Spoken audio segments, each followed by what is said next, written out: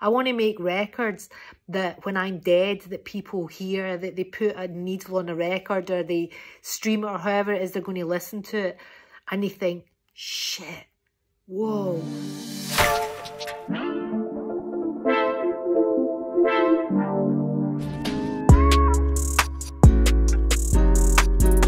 Hi, I am Sharleen Spiteri and I am the singer-songwriter of Texas.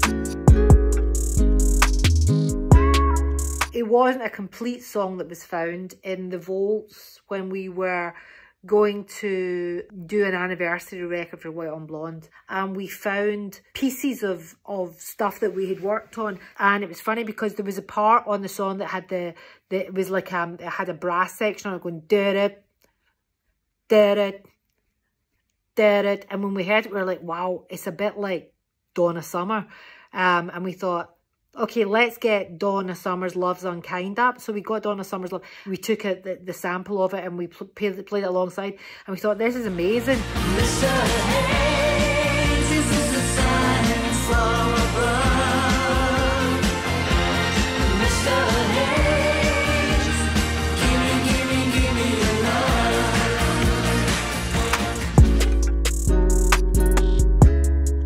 love. There is a kind of sound that Scottish bands have. It's very soul based. There's quite a bit of early folk because I think it's in our DNA, and I think it's a mix of that and a little bit of country as well. And there's a great tradition of storytelling as well. So yeah, I think there is a vein that runs through the Scottish bands.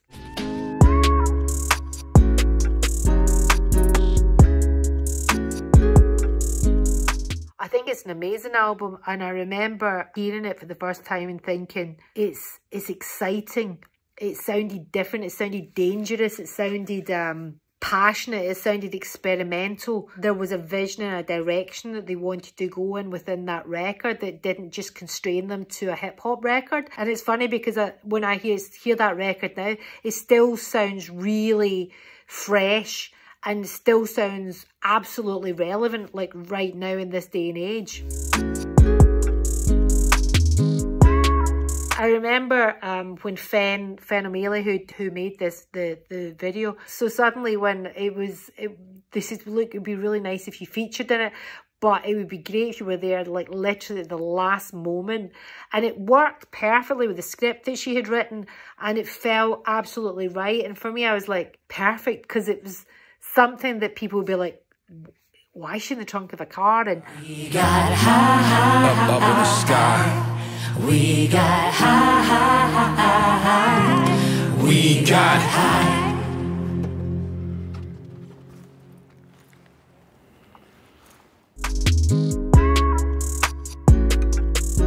Oh, I'm the worst rapper on the planet. I can't rap. You know, I have a Scottish accent, so when I speak, it's just me doing a really bad impersonation of an American. When you speak like me, it's not the greatest thing to be doing.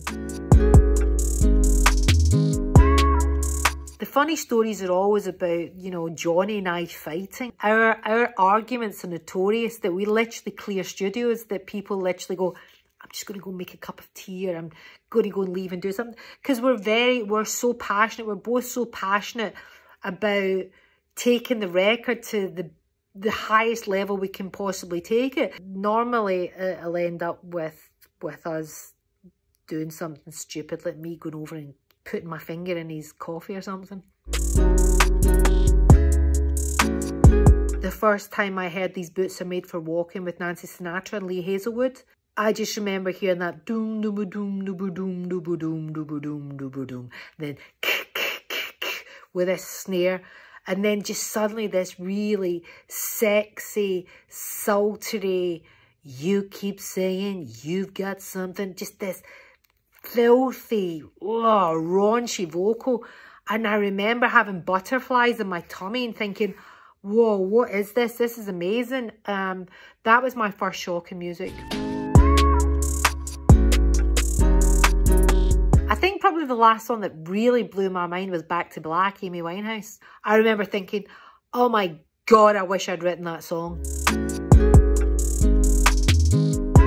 For me, and for Texas as well, our link to Serge Gainsbourg has always been really something that we felt very inspired by. His music has continually sounded cinematic. There's a lot of space within the writing and within the sound. Maybe that Texas is successful in France because there is that cinematic sound.